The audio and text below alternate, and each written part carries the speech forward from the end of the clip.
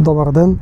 Първата кола, която искам да ви представя в този канал е тази Kia Ceed дизел от 2013 година, 1.6 CRDI, най-силната версия, 128 конски сили, комби, средно ниво на оборудване.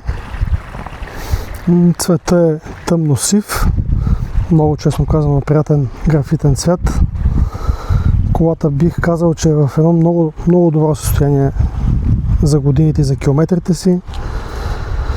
С хубав салон, сега ще го видите с хубави джанти, с минимални забележки. Ето това е едната забележка, която има. Може да се оправи, разбира се, при желание от клиента. Тук на тази врата също има една много малка. Ето и тук. Това лично според мен може и така да си остане. Просто е много дребно, не си заслужава да се пребодисва цялата врата за това. И най-голямата забележка на колата е това тук ожулено. На предната броня отдясно. Пак нищо особено. Ето само бронята е засегната, ожулено.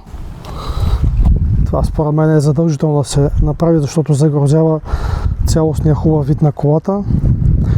Както казах, колата е средно ниво на оборудване. Какво ще рече това?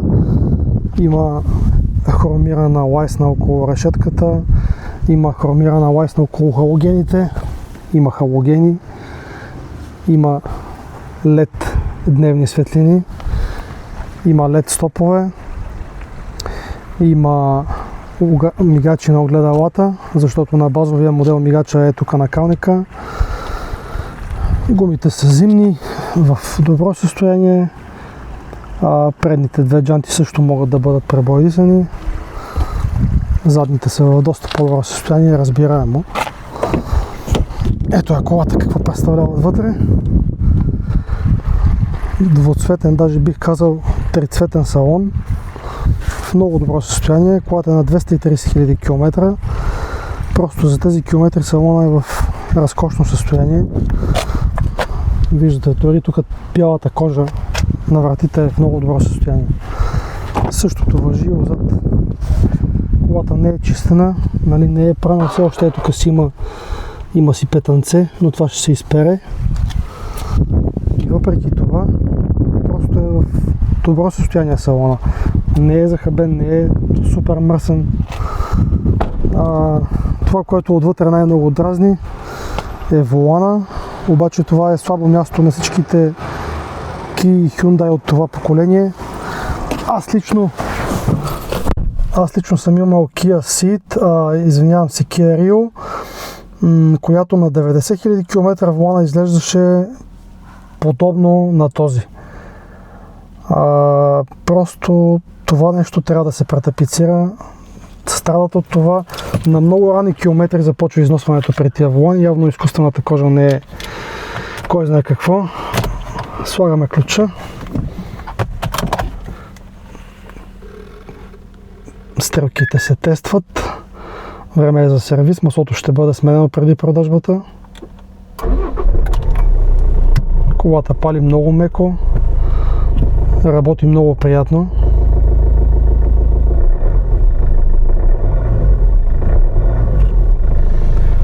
Както казах, отвътре още не е чистена. Виждате, таблото не е чистено. Климатика си работи. Духа студено. Целта, нали разбирате, че не е да ви покажа една напудрена кола. Можех да изчистя тези неща. Можех да изпера салона, но не смятам, че това е целта.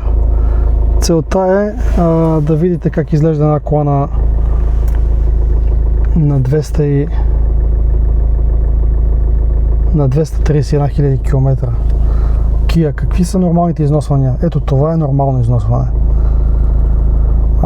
Обаче салона, както виждате, явно издържа на натоварването. Салона е почти перфектен. Като X3 имаме двузонов климатроник, парктроник, 6-степенна кутия. Този модел, това изпълнение няма електрическа ръчна, което според мен е по-добрия вариант, защото създават проблеми. радио с Bluetooth, MP3 така. Имаме подгрев на предните седалки, ESP, Cruise Control, мултиволан, телефон, самозатъмняващо се огледало, място за очила. Тук имаме готин черен пиано лак и плюс хромирана лайсна. Да дадем малко газ.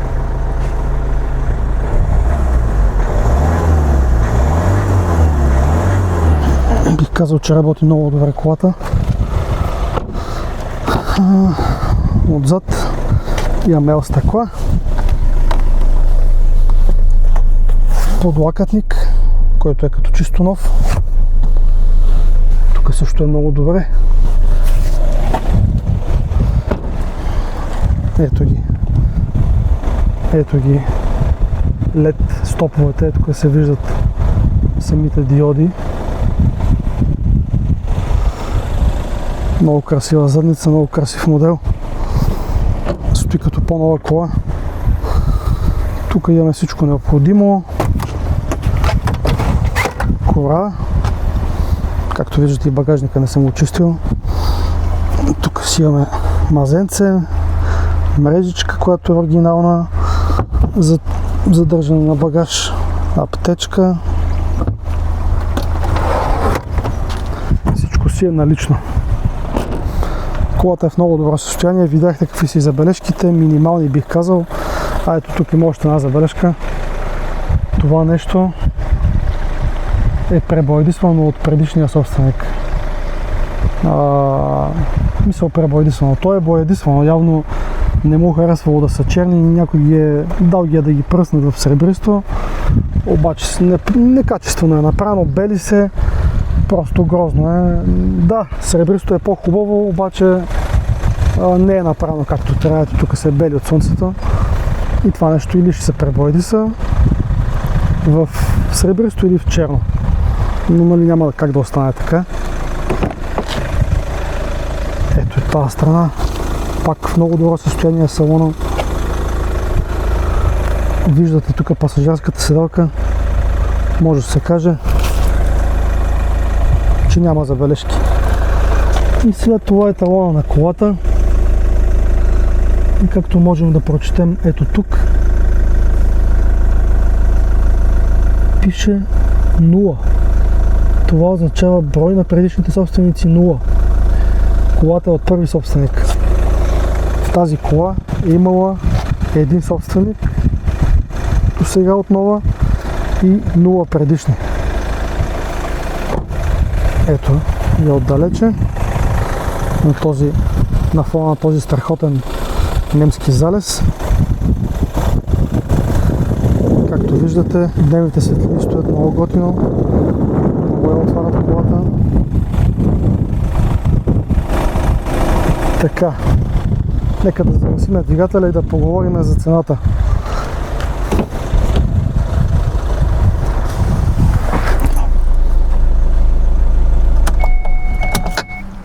Тази Kia в състоянието, в което я виждате, ако някой иска да вземе точно такава каквато е, и той да си преценява какво да оправя и какво да не оправя по нея, цената и до България, нали, с включен транспорт, с естествено фактура на тази стойност, е 4500 евро. Ако искате дребните забележки, външните, да бъдат оправени, в това число влиза ожуленото на задната броня, ожуленото на предната броня, плюс лайсните отгоре на тавана, плюс волана да бъде претапициран, цената на колата ще бъде 5300 евро. Като това е нали, крайна цена, аз не пускам обява в мобилето, за да се пазариме. Считам, че предлагам на първо място истински коли, на второ място бих казал изгодни за състоянието, в което се намират. Защото тук няма нищо прикрито по тази кола. Може би да има някакви по-евтини обяви в мобилето или в Cars, но те вие не знаете просто идея си нямате какво е правилно по тия коли. Така че за това, което предлагам аз, считам, че цената е изгодна, защото колата е хубава, истинска, добро ниво на оборудване, без тежки удари от първи собственик, но на добри километри. Пак казвам, има две опции. Едната е да се вземе такава каквато е и човек сам да си решава какво да оправя или да не оправя, а може и нищо да не оправя. Колата и така си е окей. Или тези неща, които дразнят, двете брони, лайсните на тавана и волана да бъдат оправени, съответно колата да бъде освежена и да стане почти перфектна. Като маслото задължително аз ще го сменя за моя сметка, тъй като това е основополагащо за всяка една кола. Да се направи обслужване на маслото струва пренебрежимо малко пари спрямо последствията, които могат да бъдат да последват от несмяната му. Така че аз със сигурност това нещо ще го поема за моя сметка. Оттам нататък вие, ако имате интерес към тази кола, обадете ми се, пишете ми. Има я качена на обява, така че там може да видите телефона. И ако имате интерес към други подобни автомобили от Германия на разумна цена, в добро състояние, последвайте канала, защото мисля да качвам редовно коли, различни коли. Може да има нещо като за вас, ако вие не търсите Kia Ceed. Скоро може да има нещо, което търсите, така че не пропускайте следващите видеа. Чао и до скоро!